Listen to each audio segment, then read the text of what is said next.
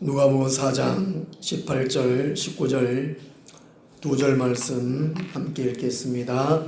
주의 성령이 내게 임하셨으니 이는 가난한 자에게 복음을 전하게 하시려고 내게 기름을 부으시고 나를 보내사 포로된 자에게 자유를 눈먼 자에게 다시 보게 함을 전파하며 눌린 자를 자유롭게 하고 주의 은혜의 해를 전파하게 하려 하심이라 하였더라. 아멘.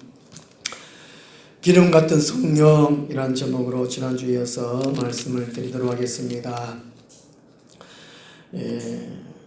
기름은 우리 생활하는데 여러 가지 종류가 있습니다. 음식할 때 쓰이는 기름이 있고 또 기계에 또 자동차에 여러 가지 기름이 있듯이 이 성령께서 이 기름으로 역사하시는 것이 이 성경에 많이 나옵니다. 아마 이 불 같은 성령, 바람 같은 성령, 생수 같은 성령, 그 중에서 아마 기름 같은 성령이 참 많은 것 같습니다. 지난주에 기름 부으심을 통해 가지고 하나님께서 구별하여서 특별한 하나님의 사명자로 세우신다는 것이지요. 그래서 우리 모든 성도님들은 성령의 기름 부으심을 받았다면 왕으로, 제사장으로, 선지자로 쓰임 받는다는 것이지요. 우리는 세상에 별 볼 일 없는 사람이 아니라는 것입니다.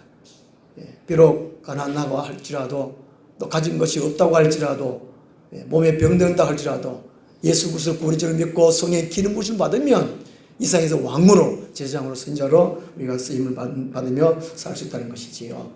오늘 두 번째로요, 이 기름은 부드럽게 하는 속성이 있다는 것입니다. 기름은 부드럽게 하는 속성이 있다는 것이죠. 이 기계가 돌아가지 않을 때 잘 돌아가게 하는 방법이 기름을 치는 일입니다. 옛날에 저희 어머니 살아 계실 때, 어머니가 이제 아버지하고 결혼하실 때 그 혼인 예물로 재봉틀을 들고 왔답니다. 옛날에 재봉틀은 아주 비싼 건데 그걸 들고 오셨어요. 그래가지고 이제 어머니가 이렇게 재봉틀을 하시다가 기름을 한 번씩 이렇게 쳐요. 어머니 그 뭐 하냐 그러면 뭐 하십니까 그러면은 이제 조그만한데 그게 스테레오 되는 것 같아요. 저는 이제 그걸 가지고 놀았습니다. 뒤에 놀리면 따닥 그래가지고 저 기름칠을 안 하고 그것만 따닥 하고 했는데 어머니 재봉틀 하시다가 잘 안 돌아가면 거기에 기름을 딱 쳐요. 그러면 이렇게 잘 돌아가는 것 같아요. 아, 그렇구나. 우리 들어오는 입구의 문도 끄덕끄덕거려가지고 우리 김광희사님 그 기름 하나 갖다 놨잖아요. 그거 치니까 소리 안 나고 참 좋은 것 같아요. 그런 것처럼 기름은 부드럽게 한다는 것입니다. 성령의 기름 부으심 받으면 부드러워집니다. 온유해집니다. 모든 사람들을 간용하게 되고 참 좋다는 것이지요. 성령의 기름 부음 받으면 사람을 자랑하지 않게 해서 부드럽게 합니다. 우리가 고린도 교회는 참 문제가 참 많았는데 참 고린도 교회가 시끄럽습니다. 그것은 이제 고린도 교회에 성령의 기름 부으심이 별로 없었어요. 교회가 시끄럽다, 또 시기 질투 많다, 그것은 인간의 자랑 때문에 자랑되는 것이죠. 이 사람이 자랑하는 이유는 모든 사람이 인정받고 싶은 욕구 다 있습니다. 자기 자신 인정받고 싶은 욕구 다 있다는 거예요. 아내는 남편에게, 또 남편은 아내에게, 또 우리 서로 교우생활을 하면서 다른 사람에게 인정받고 싶은 그 욕구 다 있어요. 그것 때문에 자랑한다는 것이죠. 은근히 말로 자랑하든지 아니면 자기 좋은 물건 있으면 자랑하고, 그러면 다른 사람 시기하고 질투하고 다툼하고 분쟁이 일어날 수밖에 없다는 것이죠. 그 다음에 자랑하는 이유는 은근히 이제 남을 지배하려는 욕구 때문에 있습니다. 나는 다른 사람보다 낫다. 다른 사람을 내 아래에 두기 위한 것이죠. 그래서 이게 성령이 임하면 자랑하는 것이 없습니다. 사람 자랑하는 거 없어요. 근데 교회는 오직 예수님만 자랑돼요. 하나님 한 분만 자랑해요. 목사도 이게 드러나면 안 돼요.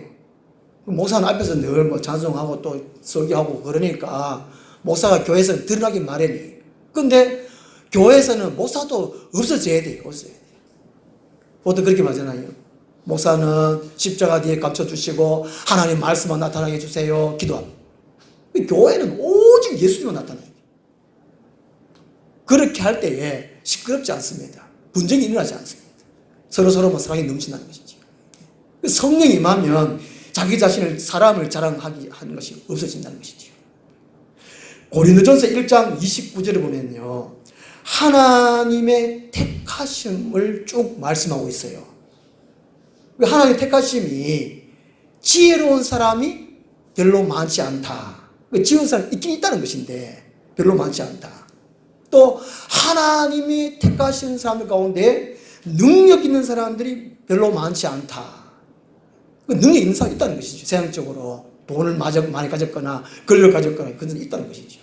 그 다음에 하나님의 택하심을 받는 사람 중에 문벌 좋은 자가 많지 않다. 저는 이게 고린도서 1장 29절을 거기 보면은 제가 참 은혜를 참 많이 받습니다. 저같이 이게 가문도 별로고 학벌도 별로고 능력도 별로고 지혜도 별로니까, 이야, 하나님께서 이게 지혜롭지 않은 사람 좀 많이 택했다, 능력 없는 사람 많이 택했다, 문벌 좋지 않은 사람을 좀 많이 택했다, 이러니까 얼마나 감사합니까? 그 이유를 말씀합니다. 아무도 아무 육체도 자랑하지 못하게 하려 함이라는 것이죠.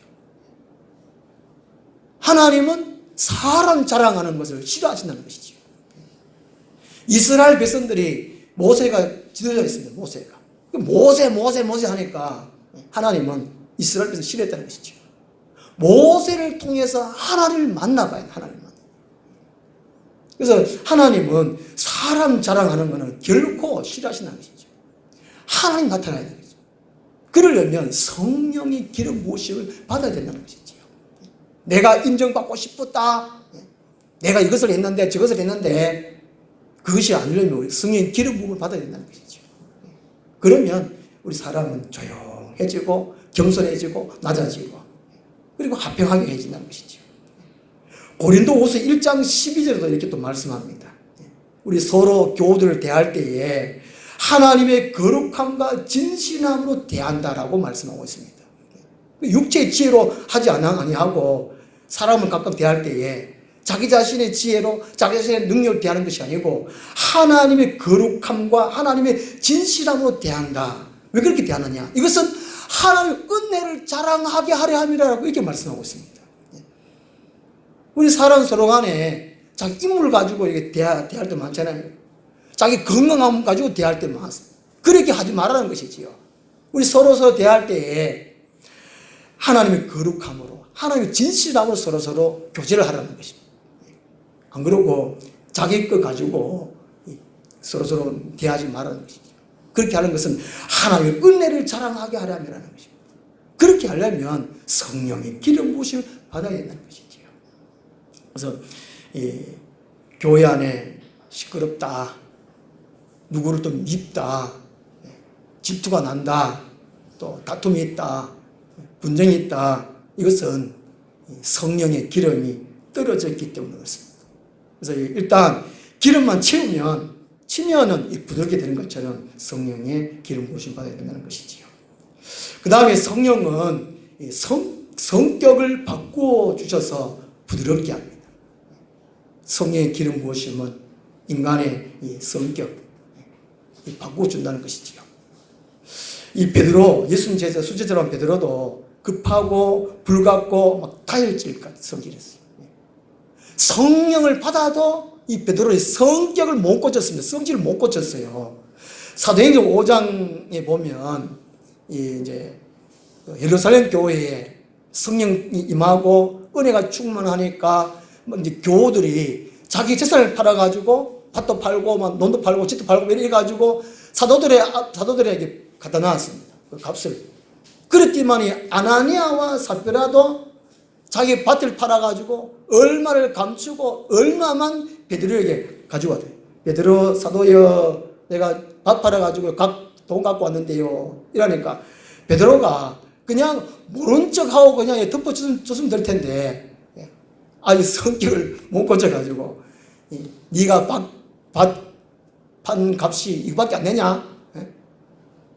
네 마음에 사탄이 가득해가지고 네가 하나님을 속이는 것, 사람을 속이는 것이 아니고 하나님을 속이는 것이다. 이런 막 아주 급하게 막 또 이게 성질 좀 더럽게 좀 이렇게 말을 했는가 봐요. 그랬더니만은 이 아나니아가 또 나중에 또 이제 아내인 삽비라가 또 오고 똑같은 또 거짓말 해가지고 혼이 떠나버렸어요. 혼이. 거기 보면 영혼이 떠났다가 아니고 혼이 되네, 혼이. 이 교회 안에 성령으로 거듭나지 못한 사람들은 이게 영이 없는 것 같아요. 영이 죽어. 혼이 떠나버렸어요. 그 다음에 사도행전 8장 20절에 보면은 이 시몬이라는 사람이 성령을 돈으로 막 살려고 그랬어요. 돈으로. 그래가지고 베드로가 네가 하나님의 선물을 돈 주고 살 줄로 생각하였으니 네 은과 네가 함께 망할지어다. 이게 말을 막 아주 가격하게 말해요. 이랬던 베드로가 사도행전 이제 11장에 가면은 서서히 이제 예수 믿고 하루하루 살아가면서 이제 성격이 바뀌는 겁니다. 성령 충만해지고 또 성령으로 말씀 다듬어지고 하나님 말씀 또 자기들 또 다듬어지고 이래가지고 바뀌어져가지고 사도행전 11장에 가면은 이 베드로가 그 고넬료의 집에 가서 있었던 일을 이방인과 교제했던 일들을 그 예루살렘 교회에 와가지고 유대인들에게 차례대로 설명하는 것이 나옵니다. 그전 같으면은 내가 하나님의 사도인데 예수의 사도인데 그냥 내가 하는 대로 내가 옳다고 이렇게 말했을 텐데 이를 차례대로 설명하여 이 베드로의 성격이 차분해집니다. 참 놀랍지 않습니까? 그래서 성령의 기름 부음을 받으면 우리의 성격이 변화된다는 것이죠. 사도 바울도 매우 마찬가지입니다. 사도 바울도 참지를 별로 못하는 사람 같아요. 그 사도행전 15장에 보면 이제 1차 전도회 끝난 다음에 이 바나바와 심히 다툽니다. 마가 때문에. 마가를 데려가지 말자. 근데 이제 사도행전 17장 이후에 보면 이 바울도 성격이 바뀌어요. 또 간용해주고 또 이해심이 많아지고 그런 것이 나옵니다. 그래서 성령의 기름 부으심 받으면 이 자기 더러운 성격들이 바뀐다는 것이죠. 완악한 성격들이 바뀌신다는 것이죠. 우리 이제 사람들이 이렇게 사귀다 보면 가까이 하기엔 너무 먼 당신 그런 사람 있지 않습니까? 성격이 아주 막 까탈스러운 사람이 있어요. 까탈스러운 사람이 있어요. 또 교만하고 사납고 강팍하고 그런 사람들이 얼마나 많은지 모릅니다. 교회를 몇십 년 다녔는데도 불구하고 참 성격이 깔따랐습니다. 교회 그냥 다녔지 날마다 성령 충만하지 못했어요. 에베소서 5장 18절에 성령의 충만함을 받아라. 그 말씀에 순종하지 못하고 말씀으로 자기 자신을 가꾸지 못해야 돼요. 그래서 성령의 기름 부음 받으면 이 성격이 바뀐다는 것이죠. IQ는 못 고치지만 이 성격은 고칠 수 있습니다. 타고난 IQ는 못 고치잖아요. 엄마 아빠 닮았는데 어떻게 고치겠습니까? IQ를 머리 좋게 한다. 요즘은 머리 좋게 하면 약도 먹고 뭐 그런다던데 약을 아무리 먹어도 이게 타고난 IQ를 못 고치. 근데 이게 성격, 감정 이거는 고칠 수 있다는 것이지요. 그래서 우리가 성령 받으면 다 고칠 수 있다는 것입니다. 세상적으로도 이게 자기 성격을 여러 가지로 고칩니다. 사랑을 받거나 사랑하게 되면 성격을 고쳐요. 전에 초등학교 2학년 때 우리 집에 이제 타작하러 온 사람이 말을 하도 더듬었는데 그게 신기해가지고 말 그거 따라하다고만 말 더듬어가지고 참 고생을 참 많이 했어요. 초등학교 때. 그래서 선생님한테 맞기도 많이 맞고 형님들한테 두드려 맞기도 많이 맞고 이제 네 말 똑바로 해라고. 제가 5학년 때 이게 제가 학교에 급장했거든요. 반장했습니다. 이제 차려 열중시어 선생님께 경의해야 되는데 차차차차차 얼마나 차려야 된다. 10분 동안 첫째 하다가 혼난 지도 많이 했는데. 그러다가 이제 중학교 들어가가지고, 야, 이래서 안 되겠다. 제가 이제 그림을 그리면서 이게 사람이 차분해지니까 말도 천천히 하는 거예요. 책도 이제 고등학교 가가 이제 성경을 또박또박 크게 읽으니까 말도 고쳐지고. 그렇게 서양적 방법도 우리 성경도 고치지만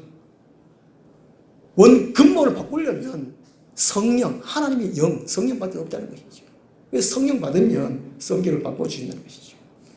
그 다음에 이 성령님은 사랑이 식어지지 않게 부드럽게 한다는 것이죠.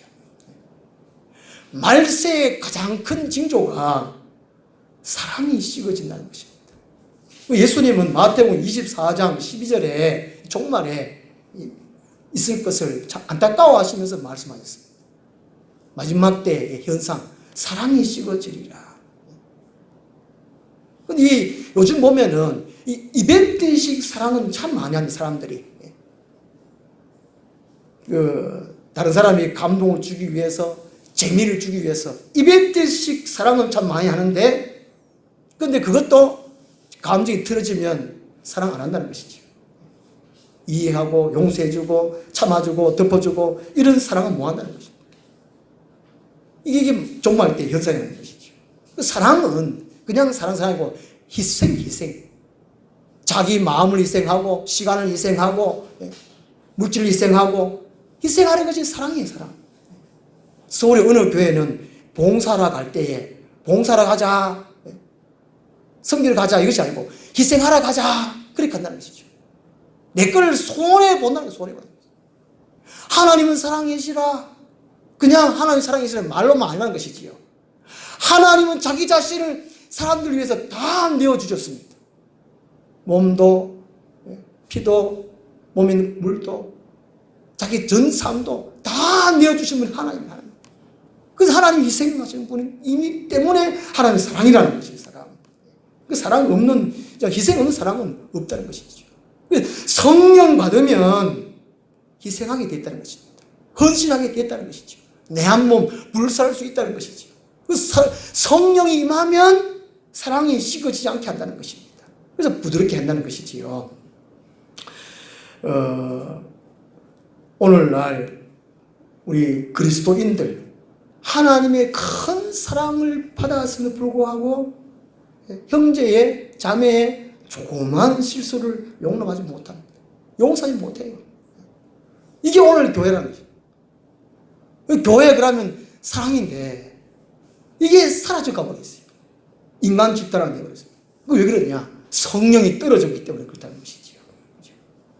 세상에서는 이 사랑하기 위해서 여러 가지 노력을 합니다. 과학적으로, 문학적으로, 예술적으로 여러 가지 이제 사회 곳곳에 사람들이 상처난 거, 골마 있는 부분들, 찢겨 있는 부분들, 담사 있는 부분들 그걸 해결하려고 많은 노력을 하기도 합니다. 그런데 그런 것들이 참 안 된다는 것이죠. 스가랴 4장 6절에 만군의 여호와께서 말씀하시되 이런 힘으로 되지 아니하며 능력으로 되지 아니하고 오직 나의 영으로 되느니라 그렇게 말씀하셨습니다. 모사님의 아들이신 고도원 씨, 아침에 편지 쓰시는 고도원 이분이 한 몇 년 전부터 서울시청 앞에 그 강화문에서 프리허그 그 운동을 하고 있습니다. 너무 사회가 각박하니까 사람들이 너무 완악하고 각박하고 이러니까 얼굴에 웃음이 없으니까 한국 사람들이 왜 그렇게 바쁜지 얼굴에 웃음이 없다는 것이죠. 그래서 이 고도원 씨가 주체로 이제 강화문에서 프리허그를 하는 거죠. 그냥 이게 지나가는 그런 가운데에 어느 한 사람이 갑자기 바이올린을 킵니다. 아주 잔잔한 음악 찬송을 하죠. 그러면 사람들이 귀를 다 기울이게 돼요. 그 사람들이 하나 둘씩 모여듭니다. 그러다가 또 다른 사람도 이제 또 다른 악기를 또 이제 연주하고 그 다음에 사람도 더 모이고 그런 가운데 이제 사람들이 마음이 차분해지는 질 때에 한 사람 한 사람 이제 이게 프리허그 이제 포옹한다는 거죠. 포옹한다는 거죠. 자, 안아준다는 것이죠. 그 사람은 엄마 뱃속에서 다 나왔기 때문에 원래 악한 사람은 없어요. 다 이 사람을 안아주고 용서해주고 함께해주고 그런 마음들이 다 있잖아요. 본성을 인간이 끌어내는 것이 그게 포옹한다는 거죠. 우리 교회도 한번 포옹을 한번 해봐야 될 것 같아요. 그러면 이 마음이 이제 누그러져요. 부드러워져요. 그래서 성령이 임하면 우리의 사랑이 식지 않고 부드러워진다는 것이죠. 이해하게 되고 용서하게 되고 참아주고 덮어주게 되고. 그래서 우리는 신앙생활하면서 까다로운 사람이 되면 안 된다는 것이죠. 까다로운 사람이. 왜냐하면 예수님께서 이렇게 말씀하셨어요. 모든 사람으로 더불어 합평하는 것이 주님의 뜻이기 때문인 것이죠. 우리가 만약에 어떤 사람 담을 쌓으면 나중에 예수님을 못 만날지도 모릅니다. 쉽게 생각하면 하늘나라 못 갈지도 모른다는 것이죠. 그래서 우리 성령님은 우리를 부드럽게 한다는 것이죠. 그 다음에 세 번째로 이 성령은 기름으로 역사하실 때에 치료하는 역할을 한다. 치료하는 역할. 시간 관계상 짧게 하겠습니다. 짧게. 치료하는 역할을 합니다. 야고보서 5장 14절에 너희 중에 병든 자가 있느냐? 저는 교회의 장로들을 항청할 것이요 그들은 주의 이름으로 기름을 바르며 위하여 기도할지니라. 또 마가복음 6장 12절 보면은 제자들이 나가서 많은 병인에게 기름을 발라 고치더라. 제자들이나 또 교회 안에 무슨 어떤 병 들었을 때에 장로를 청해가지고 기름을 발라가지고 또 위에서 기도하라 이렇게 말씀하고 있는 거죠. 성령의 기름 부으심은 우리의 육체 질병을 치료한다는 것이 치료. 어느 목사님 자기 자신의 이제 고혈압과 당뇨가 참 심했어요. 고혈압 약을 잡숴야 되고 당뇨에서 당뇨 거기 맞는 약을 잡숴야 되는데 어느 누구의 말 듣고 오메가3가 좋다 그래가지고 오메가3는 만병통치하다 그래가지고 당뇨병도 끊고 고혈압도 약 끊고 이래가지고 오메가3로 열정을 다하다 그만 몇 달 모자라고 돌아가셨어요. 갑자기 돌아가셨어요. 아프면 그게 맞는 게대로 치료를 해야 되는데 병원에 의사 선생님들이나 뭐 간호사님들이나 약사들이나 교회 다니는 사람 얼마나 많습니까? 다 기도하시는 분인데 기름 발라 치료하라. 세상적인 방법도 치료하고 하나님께 그렇게도 역사를 하시거든요. 그래서 성령도 역사하신다는 것이죠. 그래서 이 기름은 치료하는 역할을 한다는 것이죠. 그 다음에 네 번째로 이 기름 같은 성령은 빛을 내는 데 사용하고 합니다. 옛날에 기름 가지고 다 불을 밝혔지 않습니까? 밤에요. 구약시대의 성소에도 금초대에 감론 기름을 넣어가지고 불을 밝혔습니다. 그 다음에 다섯 번째로 기름은 예수님을 재림 맞이할 필수 조건이라는 것이죠. 미련한 다섯 처녀는 기름을 준비를 못했어요. 나중에 주님을 맞지를 못했어요. 그리고 슬기로운 다섯 처녀는 기름을 준비하고 있다가 나중에 주님을 만난다는 것이죠. 이 마지막 시대에 우리가 성령의 기름을 늘 받고 해야 된다는 것이죠. 자동차에 기름이 떨어지면 채우려고 보충하려고 주유소를 찾잖아요. 그런 것처럼 우리가 마음이 뭔가 좀 답답하다, 짜증난다, 일이 뭔가 좀 꼬이고 안 된다 이러면 내가 성령이 좀 떨어졌구나 이걸 깨달아야 돼요. 그래가지고 하나님 앞에 나가야 된다는 거예요. 그 자성도 뜨겁게 해서 성령의 기름 부음을 받도록 해야 되는 거죠. 휴대폰도 전지, 배터리 이게 떨어지면 사용을 못 하잖아요. 그 다 떨어지려고 하면 전기에 꼽아가지고 충전을 해야 돼요. 그런 것처럼 우리도 성령이 떨어졌다. 자기가 자신 알아요. 자꾸 말씀대로 생각하지 아니하고 인간적으로 자꾸 생각하는 것이 성령 떨어진 것이. 그 성령의 기름을 받아야 된다는 것이죠. 오늘 기름 같은 성령에 대해서 했습니다. 우리 모두 날마다 성령을 사모하고 또 때에 따라서 은혜를 체험받아서 기름 부음을 받아서 하나님의 사람으로 능력 있게 살아갔으면 좋겠습니다. 기도하겠습니다. 하나님 아버지, 저희들을 사랑하시고 하나님의 자녀를 불러주시고 성령으로 기름 부어주셔서 능력 있게 살아올 수 있게 하심을 감사합니다. 우리가 신앙생활 하는 가운데에 또 직장생활, 가정생활 하는 가운데에 때로 우리가 이 성령의 기름 부음을 다 소멸할 때가 참 많습니다.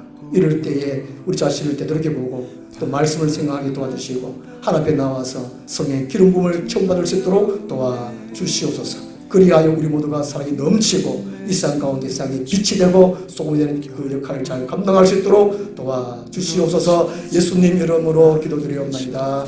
아멘. 찬송가 193장. 비로소 이제 폭풍을 뚫고 간다.